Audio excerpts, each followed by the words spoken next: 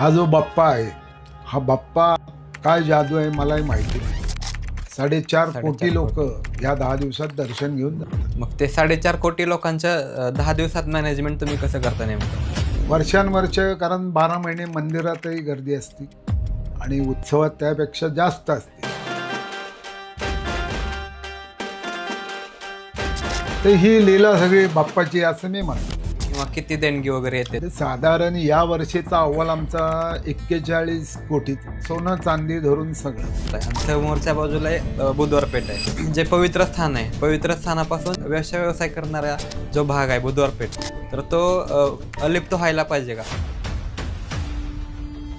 म्हणजे वेश्यांच्या मुलांचं संगोपन हे ट्रस्ट मार्फत केलं जातं.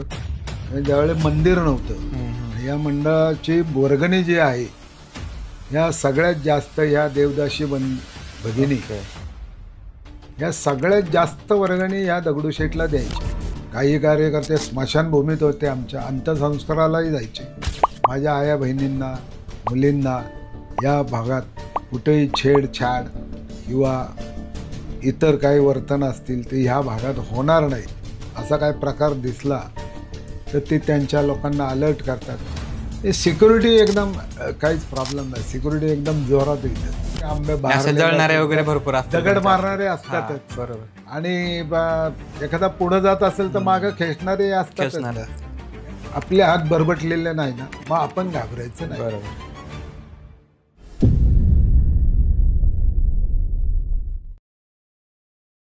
नमस्कार मित्रांनो, ग्रोमोशनच्या पॉडकास्ट सिरीजमध्ये तुम्हा सगळ्यांचं स्वागत आहे. तर आज आपल्यासोबत आहेत श्रीमंत दगडूशेठ गणपतीच्या ट्रस्टचे अध्यक्ष सुनीलजी रासने साहेब. तर आज त्यांच्यासोबत आपण गप्पा मारणार आहोत. तर या चर्चेमध्ये आपण दगडूशेठबद्दलचे समज आणि गैरसमज, तर पॉडकास्ट कंटिन्यू बघा. नमस्कार सर. जय गणेश. जय गणेश. पुणे आणि दगडूशेठ हे नेमकं काय नातं आहे? दोन्हींचं नेमकं काय?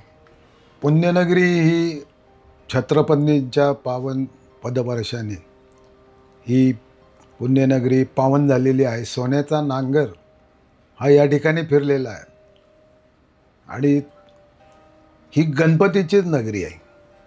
आणि त्यात श्रीमंत दगडूशेठ हलवाई गणपती आणि जे भाविकांचं नातं जे आहे, पुणेकरांचं जे नातं आहे, हे अलोट प्रेम, हे जे पुणेकर आहेत ते अलोट प्रेम ह्या गणपती बाप्पावर आमच्या करतात. आणि त्याच्यामुळे पुणेकरांचं आणि बाप्पाचं हे नातं अगदी दृढ आहे. ही येणाऱ्या गणेशोत्सवाच्या गर्दीच्या काळात आपल्याला दिसतंय.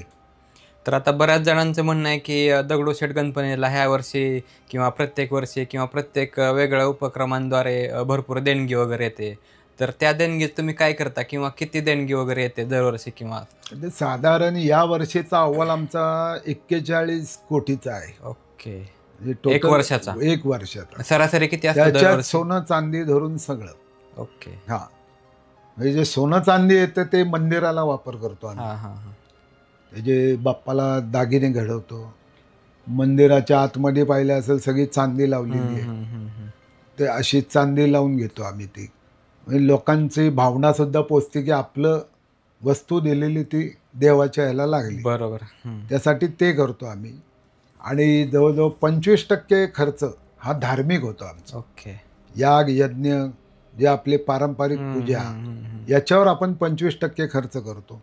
आणि 75% हा जो समाजात विविध ग्रासलेला जो समाज आहे त्यासाठी आम्ही तो 75% खर्च करतो. ओके. तर आत्ता दगडूशेठ मंदिराचं बाप्पांचं जे समोरचा भाग आहे, म्हणजे तोंड जे आहे ते समोरच्या बाजूला आहे आणि समोरच्या बाजूला आहे बुधवार पेठ आहे.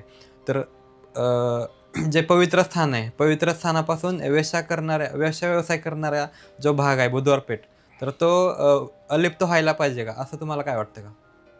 कारण जे युवा पिढी जे आहे ना, तो आहे थोडा बाजूला आहे, तो मंदिराच्या समोर नाही आहे. तो जरी असला थोडा लांब आहे, पण याचं वैशिष्ट्य एक आहे, पूर्वी जेव्हा हे मंडळ होतं, ज्यावेळेस मंदिर नव्हतं, आणि या मंडळाची वर्गणी जी आहे ह्या सगळ्यात जास्त ह्या देवदासी भगिनी ह्या सगळ्यात जास्त वर्गणी ह्या दगडूशेठला द्यायच्या अगोदर. हो. ओके. आणि त्याचा उपकार फेडायची वेळ म्हणून आमच्या तात्यासाहेबांनी त्यांची मुलं दत्तक घेतली. हम्म, हम्म, हम्म, हम्म. त्या व्यवसायात काही जाणून बुजून आलेले नाहीये, वेगवेगळ्या प्रॉब्लेममुळं त्या याच्यात आलेले आहेत. तर त्यांची व्यथा आमच्या तात्यासाहेबांनी जाणली आणि त्यांची मुलं दत्तक घेऊन ते बालसंगोपन केंद्र पहिलं स्थापन केलं. आज ती मुलं खूप शिकलेली आहेत, काही डॉक्टर झाले, इंजिनियर झालेत, काही हॉटेलला शेफ म्हणून जॉईन झालेले आहेत. बरोबर. ही वेश्यन जे मुलं आहेत ती आज आपल्यासारखे माणसामध्ये आलेली आहेत. त्यांनी फ्लॅटमध्ये घेऊन त्यांच्या आईला आपल्या ह्याच्यातून बाजूला करून ते घेतलेले आहे. म्हणजे हा बदल घडवला आहे. त्यामुळं त्याची घृणा म्हणजे आपण हे करत नाही, पण ते मजबुरी म्हणून करता येते, ते ओके. असं हे नाही. मजबुरीच्या ह्याच्यातून त्या ह्याच्यात आणि हा पेशवेकालीन पासून ते ही जागा आहे. म्हणजे तसं आम्ही धरत नाही, उलट आम्ही त्यांना सुधारायचा प्रयत्न करतो, ओके. याच्यातून बाहेर पडायचा प्रयत्न हे या मंडळाचं कामच आहे आणि ते आपण करतोय. तर गणेशोत्सवाची मुख्य सुरुवात लोकमान्य टिळकांपासून झाली. तर त्यांनी ज्या उद्देशानं गणेशोत्सवाची सुरुवात केली होती, तर तो उद्देश आज पण कायम राहिला आहे का, की अजून त्याचं काय दुसऱ्या वेगळ्या ह्याच्यात रूपांतर झालं आहे, असं काय वाटतं का तुम्हाला त्याच्याबद्दल? लोकमान्यांनी स्वातंत्र्याच्या चळवळीसाठी लोक एकत्र यावे यासाठी हा उत्सव चालू आणि आज हा हेतू साध्य झालाय. नाही, पण खेडेगावात वगैरे गल्लीतले वगैरे पोरं असतात, मग ते गणपती स्थापन करतात, मग गणपतीच्या नावाखाली पट्टे वगैरे मागतात आणि बँड वगैरे डीजे वगैरे लावतात आणि त्याच्यापुढे धिंगाणा घालतात. मग आता असं थोडंफार हा बदल समाजात होत चाललेला आहे. यासाठी दगडूशेठ हलवाई गणपती ट्रस्ट तर्फे आपण स्पर्धा घेतो. त्याला 40 कलमी कार्यक्रम आपण आखून दिलेला आहे. ओके. त्या पद्धतीने जो मंडळ काम करेल त्याला आपण पहिला, दुसरा, तिसरा असं पूर्ण बक्षीस महाराष्ट्रामध्ये का? देतो. महाराष्ट्रात नाही, पुण्यात आहे. पुणे आणि पुण्यामध्ये पिंपरी फक्त. चिंचवड ओके. या ठिकाणी आपण ते केलेलं आहे. आणि यातून काय झाले, अनेक मंडळं वर्षभर कार्यरत असतात. मग याचा अर्थ लोकमान्यांनीचा जो हेतू आहे की समाज एकत्र व्हावा, तो समाज मंडळामुळे एकत्र होतोय. आज दगडूशेठच्या इथंच बघा किती समाज येतोय. हा एकत्र भक्तिभावाने का होईना पण तो समाज एकत्र येतोय. तो हेतू साध्य झाला आहे. थोडाफार त्याच्यात रोंबा सोंबा किंवा तुम्ही म्हणताय डॉल्बी वगैरे हे थोडंफार प्रमाणात राहिलेलं आहे आणि त्यातून सातत्याने दरवर्षी थोडी घट होती. आता लोकांना वाटतंय की नाही बाबा, आपण जो आपला धार्मिक कार्यक्रम आहे बरोबर, तो देवाचा उत्सव म्हणूनच करायचा, त्यात हे प्रकार नकोय. तर अशी लोक अनेक वळायला लागलेली आहेत. आता एक थोडी मोजकी राहिली. दगडूशेठच्या वतीने तुम्ही सामाजिक उपक्रम काय काय करता? दगडूशेठच्या आपल्या दगडूशेठ हलवाई गणपती ट्रस्टतर्फे 1985 साली बालसंगोपन केंद्र म्हणजे वेश्यांच्या मुलांचं संगोपन हे ट्रस्टमार्फत केलं जातं. त्याच्यानंतर वीटभट्टी कामगार जे आहेत, या वीटभट्टी कामगारांना ते जे झाडाखाली झोपायचे तर त्यांना घरं बांधून देऊन स्वतःच्या मालकीचं घर आपण दिलेलं आहे. कोयनेचा जो भूकंप झाला होता त्यावेळी आमच्या मंडळाचे कार्यकर्ते आणि ज्ञानप्रबोधिनीचे कार्यकर्ते यांच्याबरोबर काम करून त्या ठिकाणी तिथंसुद्धा आम्ही मदत केलेली आहे. किल्लारीचा भूकंप असो त्या ठिकाणी सुद्धा आमचे कार्यकर्त्यांना आम्ही गेलेलो आहे.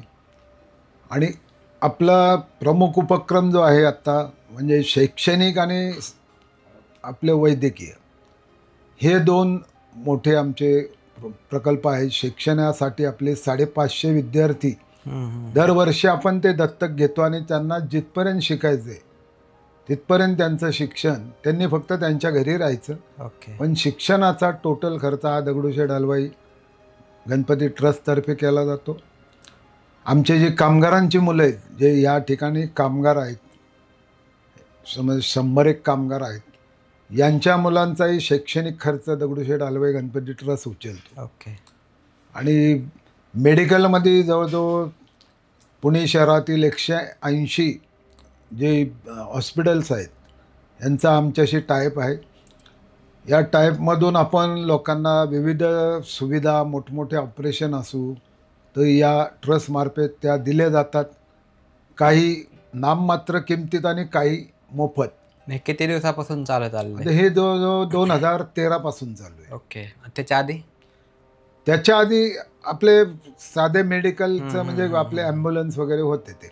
ह्याच्या आधी ते होतं आणि त्यानंतर 2013 नंतर हा वैद्यकीय आपण संपूर्ण महाराष्ट्रातून त्या ठिकाणी लोक येतात. ओके. यांना हात पाय अपंग असू ते प्रत्येक याची डोळ्याची असेल, दाताची असेल, मेंदूचा आजार असेल, हृदयाचा आजार असेल, या कानाचं मशीन असेल, हे सगळं फ्री दिलं जातं. गरजू लोकांना सगळ्यांची मदत गरजू केली आहे लोकांना आपण देतो. किंवा जर एखाद्या ठिकाणी बिल कमी करणे वगैरे जर असेल तर त्या ठिकाणी सुद्धा दगडूशेठची मदत होती त्यांना. त्यामार्फत दगडूशेठचं आणि त्या हॉस्पिटलचं नातं असल्यामुळं ते थोडंफार बिल कमी करतात. तेवढाच दिलासा त्या पेशंटला मिळतो. तर आत्ता जो काही 10 दिवसाचा गणेशोत्सव असतो तर त्याचं नेमकं तुम्ही कशा प्रकारे सगळी मांडणी वगैरे करता, व्यवस्थापन कशा प्रकारे करता तुम्ही? आमचं याचं व्यवस्थापन म्हणजे आम्ही पूर्वी जे आमचे तात्यासाहेब, मामासाहेब, आप्पासाहेब जे होते आणि त्यांच्या हाताखाली आम्ही काम करत होतो, तर ते नियोजन ते त्यांच्यापासून जे चालू आहे तेच नियोजन आम्ही इथं करतो. आता गर्दी वाढलेली तर त्याचं संपूर्ण नियोजन म्हणजे आम्हाला एक ते सवय झालेली आहे. गर्दी, तिचं नियोजन वर्षानुवर्ष, कारण 12 महिने मंदिरातही गर्दी असते आणि उत्सवात त्यापेक्षा जास्त असते. त्याचं संपूर्ण नियोजन हे आमचं सुवर्णयुग तरुण मंडळ आणि त्याच्यावर सगळ्यांवर लक्ष ठेवतो आम्ही. आम्ही स्वतः त्या ठिकाणी फील्डवर उतरतो. सगळे आमचे विश्वस्त जे तरुण आहेत हे सगळे आम्ही फील्डवर उतरून हे कामं करतो. आणि गर्दीवर नियंत्रण, त्यांच्या वॉशरूमची व्यवस्था, लोकांची वैद्यकीय सुविधा, जवळजवळ 9 बेडचं ICU 10 दिवस या ठिकाणी आहे. त्या ठिकाणी काय झालं तर लगेच 4 ॲम्ब्युलन्स, 4 दिशेला 4 ॲम्ब्युलन्स ठेवलेले आहेत. म्हणजे भाविकांची जेवढी पाणी प्यायची सोय त्यांना, बरोबर. आणि हवा असेल, गर्दीमुळं हवा कोणती ते त्यावेळी हवाचे ब्लोअर मारतो आम्ही. म्हणजे अशा प्रत्येक म्हणजे भाविक हा प्राधान्य पहिला, मुख्य म्हणजे भाविक, आणि भाविक नंतर बाकीचं. पण आम्ही भाविकांची जेवढी सुविधा ठेवता येईल तेवढी आम्ही ठेवतो आणि त्याच्यावरच लक्ष असतं. ह्याचं दर्शन कसं सुलभ होईल, कोण कुठं गर्दीत चिमतंय काय, ह्याच्यावर सगळं आमचे कार्यकर्ते, पोलीस खातं, विविध संघटना हे त्याच्यावर लक्ष देऊन असतात. आणि भाविक हा प्राधान्य आमचा, आणि त्यामुळे हे नियोजन आमचं वर्षानुवर्ष आहे. त्यात थोडाफार बदल होतो, बाकी काही जास्त नाही. तुम्ही जेव्हापासून अध्यक्ष झालेत तर अध्यक्ष झाल्यानंतरचे बदल आणि आधीचे बदल त्यात दोन्हीमध्ये काय फरक आहे? नाही, आता अध्यक्ष झालोय म्हणून हा अभिमान झालाय. ओके. पण कार्य माझं पूर्वीपासून जे आहे तेच मी करतोय. त्यात काही बदल नाही. आणि ती म्हणजे बाप्पाची सेवा ही नशिबात लागते. बरोबर. आणि ती सेवा मी सोडणार नाही, अध्यक्ष हो किंवा अजून काय. पण अध्यक्ष झाले की थोडे अजून आपल्याकडे अधिकार वगैरे वाढतात ना? नाही, अधिकार आमचे पूर्वीपासून जे आहेत ते आम्ही ज्येष्ठ आहेत आता 4-5 जण, अच्छा, आम्ही 5 जण ठरवतो काय, आणि मग बाकीच्यांना आम्ही ते सांगतो. तर प्रत्येक वर्षी मंदिराचं डेकोरेशन वगैरे वेगवेगळं असतं, तर याच्या मागचं काय नेमकं रहस्य आहे? याच्या मागचं आमचे जे तात्यासाहेब होते गोडसे, संस्थापक अध्यक्ष होते, त्यांचा हेतू असा की गरीब जनतेला त्या काळात कुठेही जाऊन असं बघणं शक्य नव्हतं. आता मोबाईल आणि यूट्यूब याच्यावरून सगळं कळतंय, पण त्या काळात काही नव्हतं. तर मग त्यांनी दरवर्षी प्रत्येक राज्यातील किंवा महाराष्ट्रातील जे जे मोठी मोठी मंदिरं आहेत त्याच्या प्रतिकृती या ठिकाणी करायचं ठरवलं. आणि त्या निमित्ताने बाबा कोल्हापूरचं मंदिर कसं आहे, किंवा म्हैसूरचा राजवाडा कसा आहे, बेल्लूरचं मठ कसा आहे, असे अनेक जे देशामध्ये जेवढी मोठी मोठी मंदिरं आहेत त्याच्या प्रतिकृती आपण इथं करून, त्या काळात असं त्यांचं हे होतं की हे लोकांना बघायला मिळावं, यासाठी या विविध राज्यातील देशातील प्रत्येक प्रतिकृती ह्या गणेशोत्सवात आम्ही करतो.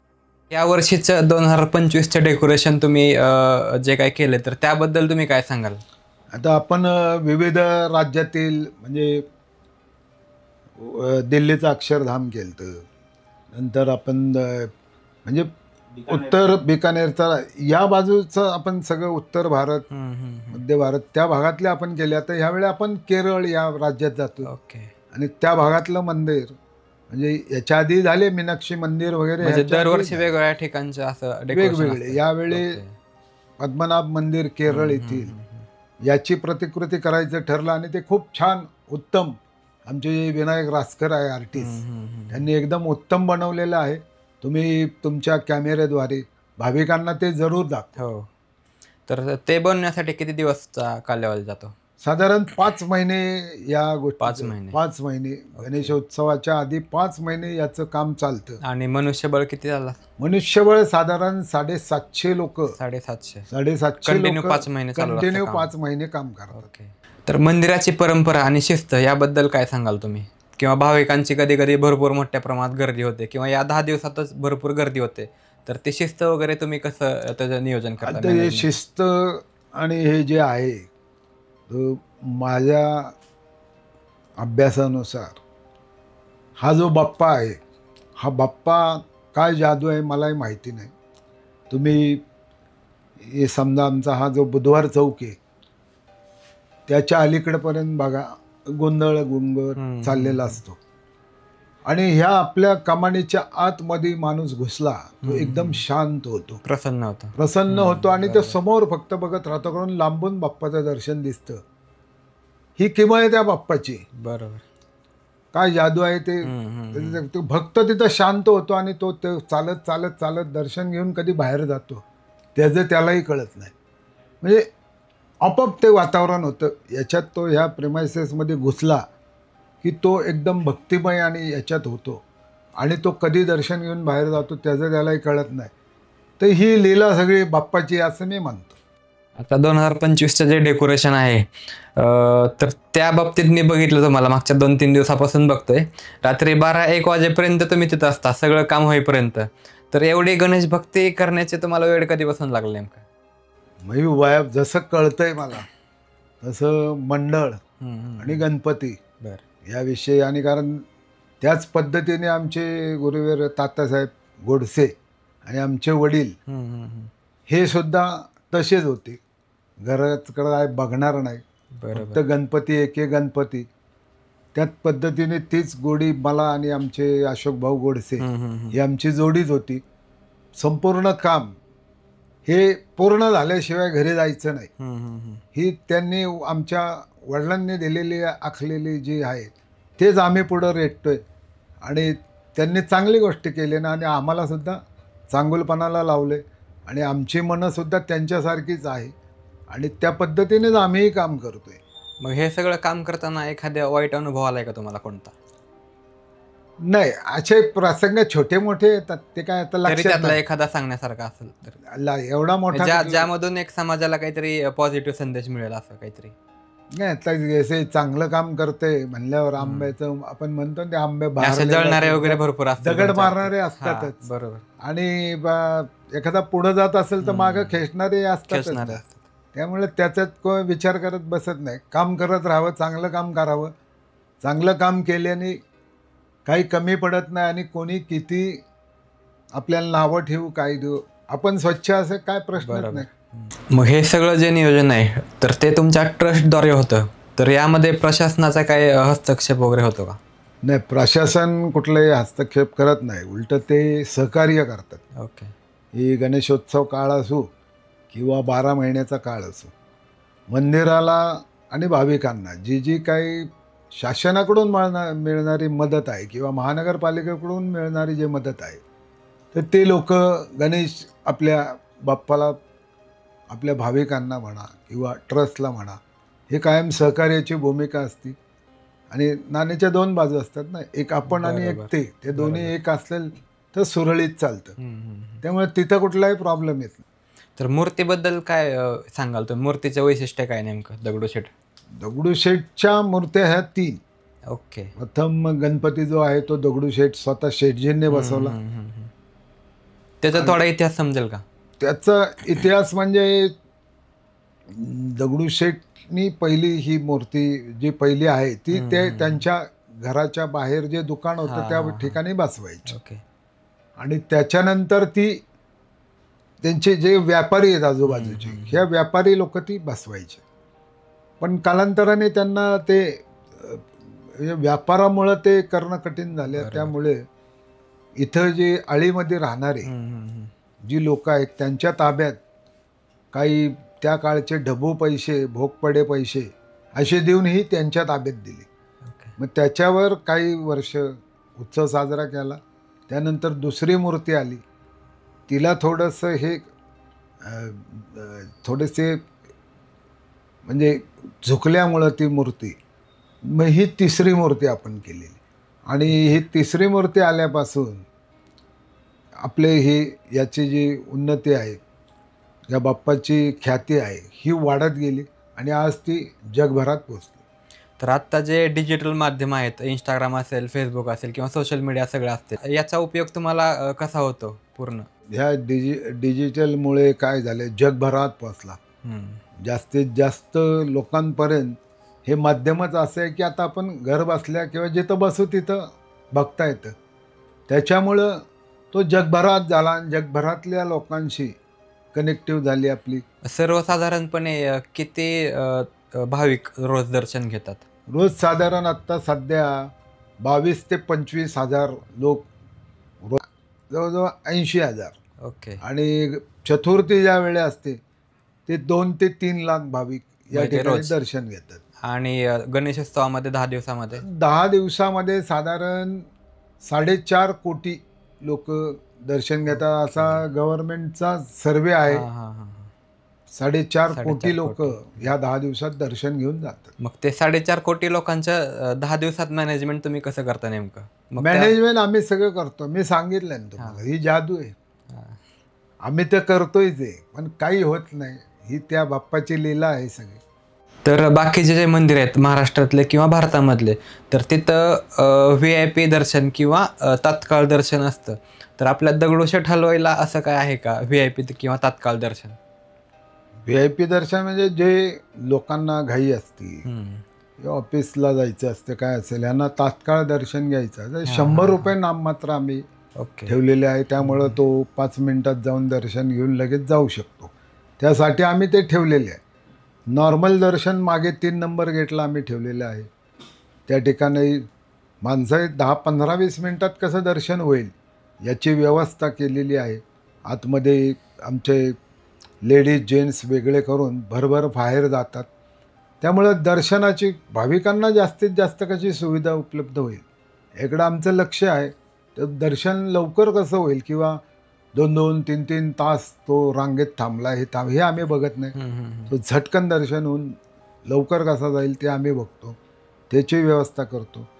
आमच्या मंदिरातर्फे आपण वृक्ष संवर्धनाचा जो मोठा विषय आहे, तर आम्ही प्रत्येक भाविकाला म्हणजे जो अभिषेकाला बसतो त्याला आपण एक वृक्ष देतो.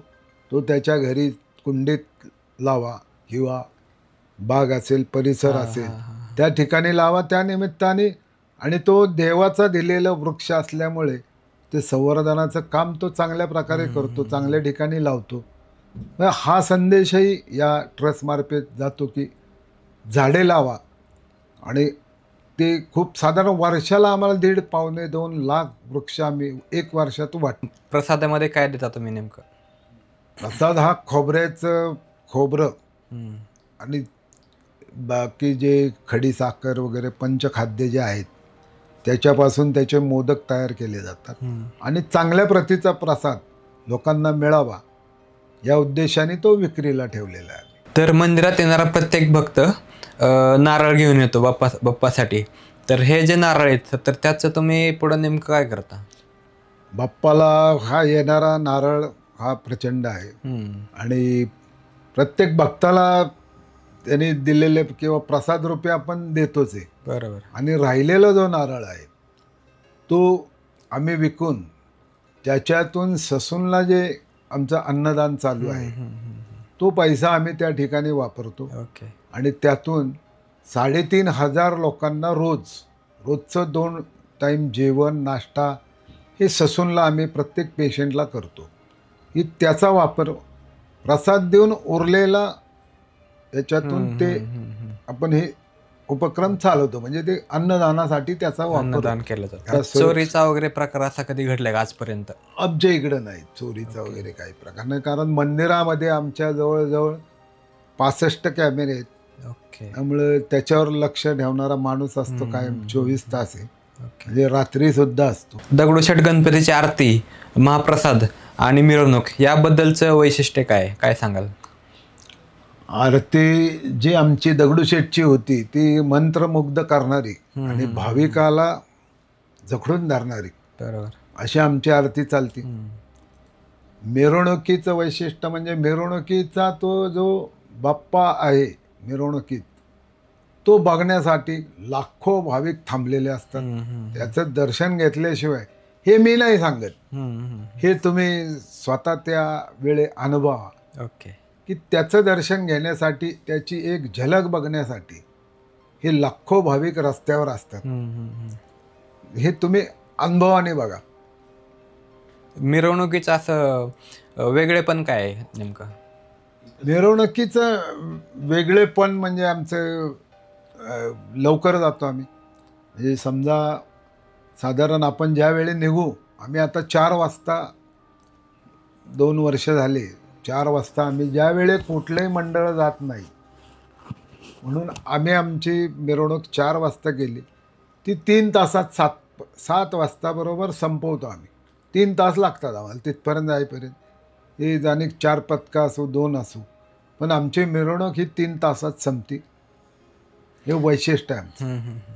गणेशोत्सवामध्ये 10 दिवसाच्या काळामध्ये जे काय आरती वगैरे असते, तर ती रेग्युलर सारखी असते की 10 दिवसाचं नियोजन, रोजचं नियोजन कसं असते नेमकं? नाही, जे मंदिरामध्ये चालते आरती तीच त्या ठिकाणी त्याचा टायमिंग वगैरे काय असतं? ती सकाळी 7ला असते सकाळी आणि 7ला. रात्री 8 वाजता. ओके.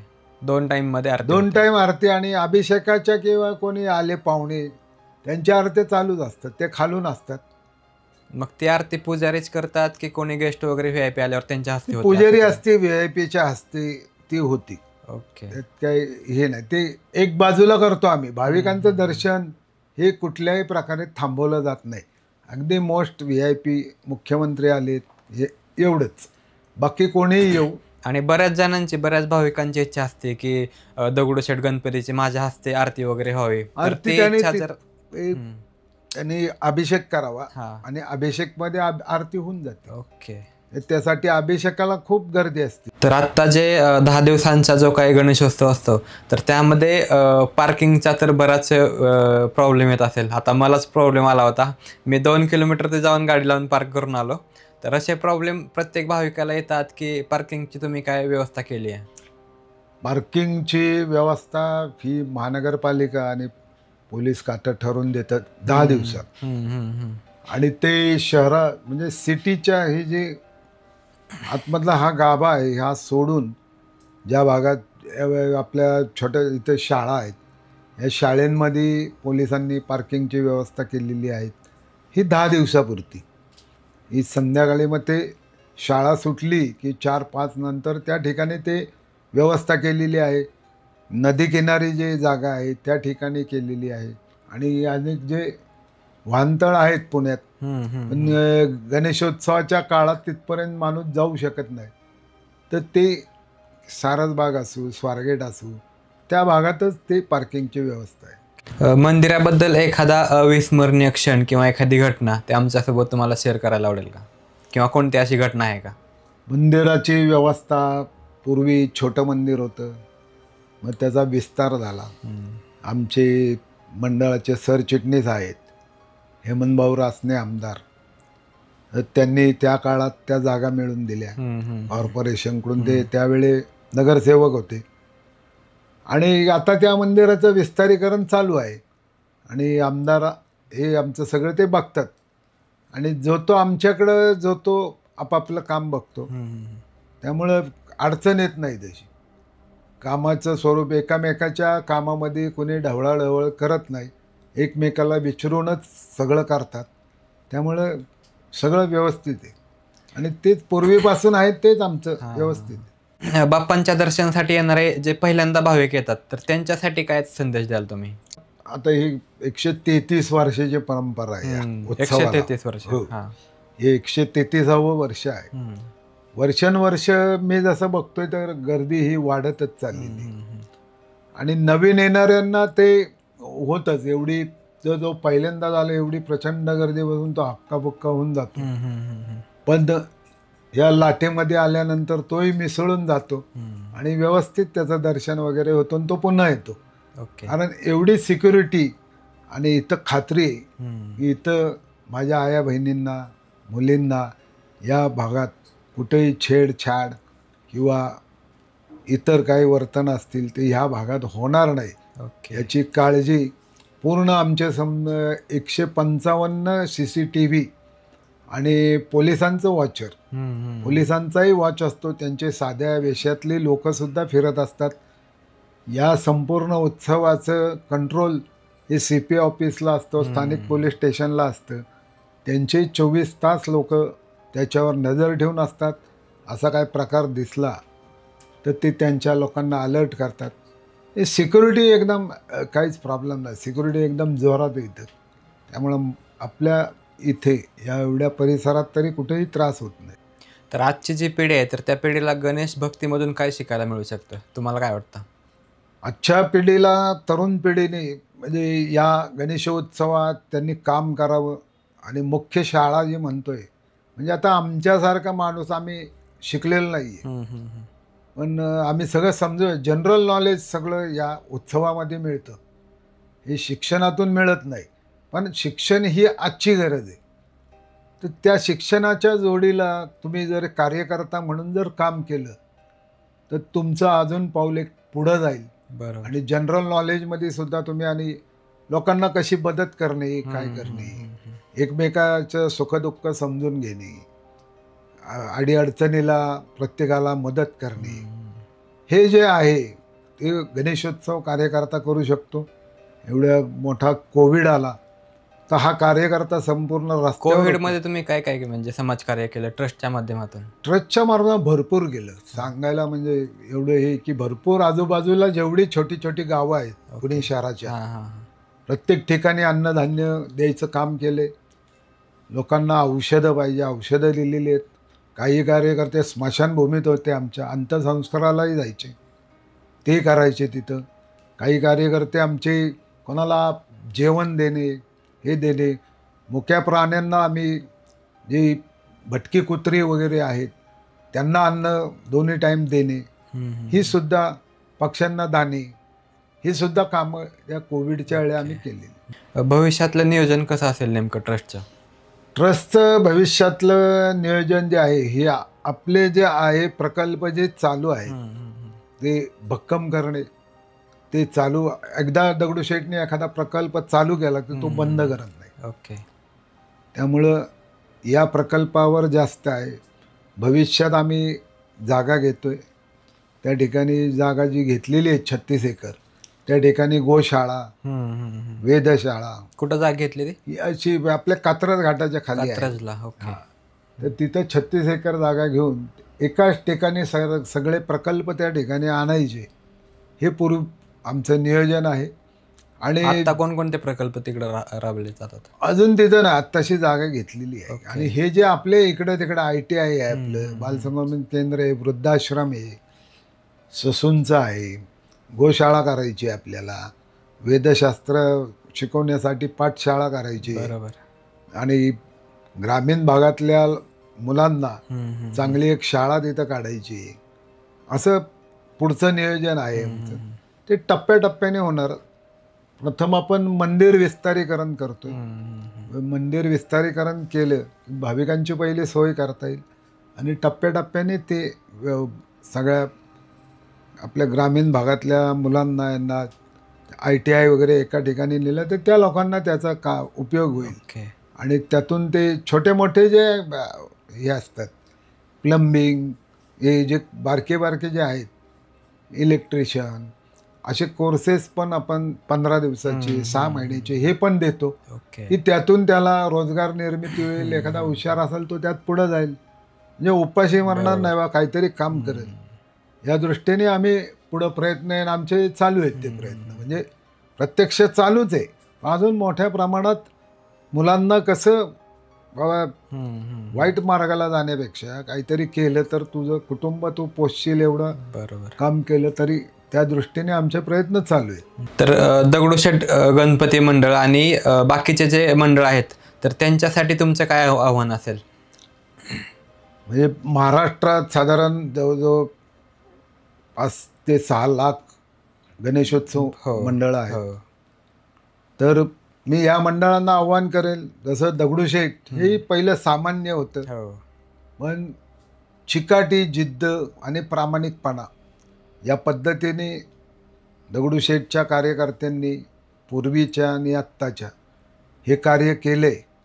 त्याच्यामुळे आज हे जगभरात पोचले. मंडळामध्ये किती जण काम करतात नेमकं? मंडळामध्ये साधारण आमचे जे पाहिले आमचे 150 कार्यकर्ते आहेत. ओके. आणि ओव्हरऑल बाकीचे जे गणेशोत्सवात ह्याच्यात तो ते 5 ते 6 हजार कार्यकर्ते आमच्याकडे आहेत.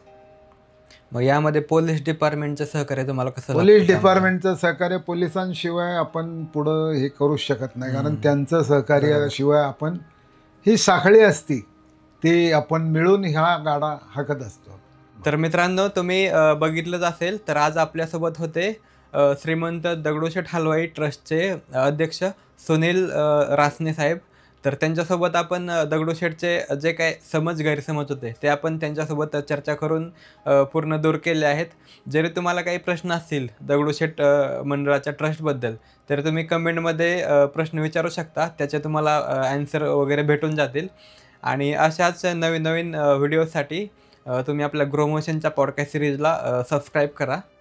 हा व्हिडिओ आपल्याला कसा वाटला ते आम्हाला कमेंट बॉक्समध्ये कळवा आणि आपल्या मित्रांबरोबर शेअर करायला विसरू नका.